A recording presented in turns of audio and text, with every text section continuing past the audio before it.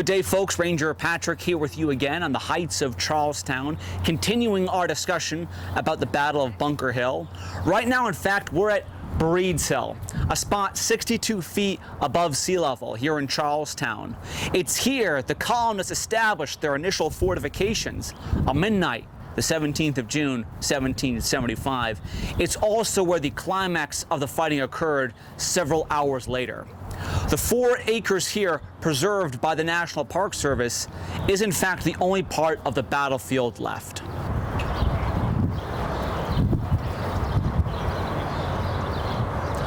The colonial forces who had been directed to seize the heights of Charlestown fell under the command of Colonel William Prescott, a veteran already of 2 wars.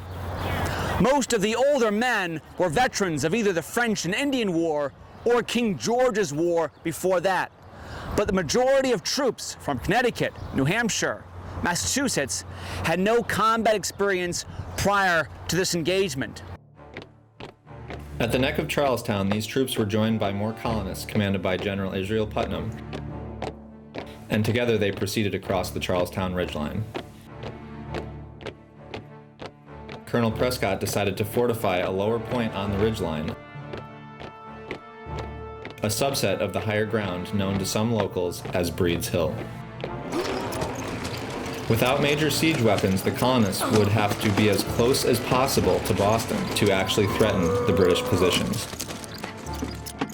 The colonists arrived here at midnight. They picked up shovels, pickaxes. They began to work on an earthen fortification referred to as a redoubt. Nothing fancy, raised earth, 150 feet by 130 feet, encompassing where the monument is today. This cornerstone marks the southeast corner of those defenses. Although the colonists had the initiative, the British had the firepower. From both their Copp's Hill battery and from 7 major warships on the Charles River, the barrage would have been terrifying to the average colonist, the majority of whom were young men who had never been in combat before. The first colonist killed, Asa Pollard, was decapitated by a cannonball. Many colonists deserted the battlefield. To give courage to his remaining men, Colonel Prescott allegedly got up on the ramparts of the redoubt and said, "Hit me if you can!" Fortunately, the barrage had little effect on the colonial fortifications, as the guns could not elevate high enough to hit the redoubt directly. Prescott did realize his position was exposed and sent for reinforcements and extended his defenses to the north, constructing a 100-yard breastwork to protect his flank, making use of a rail fence and a makeshift stone wall for protection. Included in the reinforcements was none other than Major General Joseph Warren. However, Warren, knowing more about medicine and politics than warcraft, declined a leadership position, intending to fight as a basic infantryman, saying, "I hope I shall die up to my knees in blood." Eventually, somewhere between 1,200 and 4,000 armed colonists were present in Charlestown. Half on the front lines, the other half on a fallback position on higher ground further to the west. Throughout the day, British regulars mustered in Boston. Overall battle command fell under Major General William Howe, who would eventually take over as Commander-in-Chief from Thomas Gage. On approximately 28 barges, 2,300 British troops, a third of their overall garrison, crossed the inner part of Boston Harbor to coincide with the rising tide. These tidal conditions and the time it took to organize their men for battle they were not expecting accounts for the delay in the British attack. The first of 3 British assaults on the colonists began at 3:30 p.m., more than 15 hours after the colonists arrived in Charlestown. This attack was led by light infantry down the banks of the Mystic River. facing them were New Hampshire troops led by Colonel John Stark. From behind a stone wall, Stark instructed his men not to fire until the British troops were within approximately 30 yards. Fire line! Stop! Fire line! Get ready! Fire! The light infantry were mowed down like grass. While this was happening, another attack was directed toward the center of the colonial lines, then arrayed behind a rail fence. This attack was led by General Howe himself, who stated, I shall not desire one of you to go one step further than where I go myself at your head.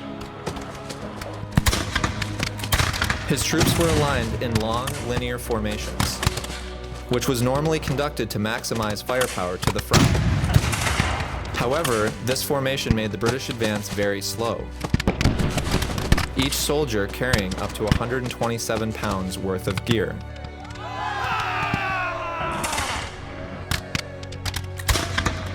Using the rail fence as defilade, the colonists opened fire.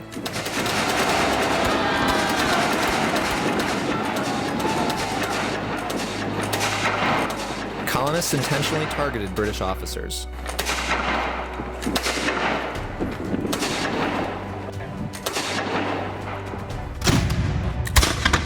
By the end of the day, 92 officers were killed or wounded, roughly a quarter of all British officer losses for the entire war. In only a few hours, the small unit leadership of the British Army was wiped out.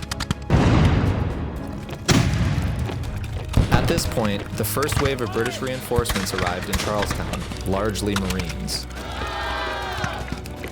Because of harassing fire from colonists within the town, which had been abandoned by its civilians, British warships used hot shot, superheated cannonballs, to set the town ablaze. By the end of the siege, Charlestown would be completely destroyed. It was clear after their diffused attacks, the British needed to focus on the key terrain feature of Charlestown, the heights and the redoubt itself. No! Within the redoubt, looking at the fires reducing Charlestown, the colonists realized only they stood between the British and a similar fate for their own homes. However, they were running critically low on gunpowder. This would be the deciding factor in continued resistance. At 4:30 p.m., the British began their third and final assault.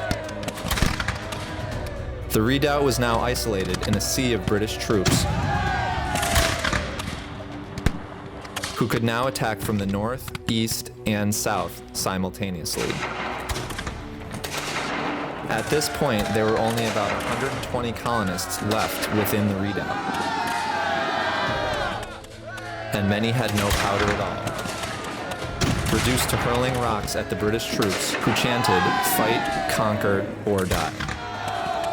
All the more intimidating were the 14-inch steel bayonets the British troops had affixed to their muskets, their psychological edge for close quarters combat.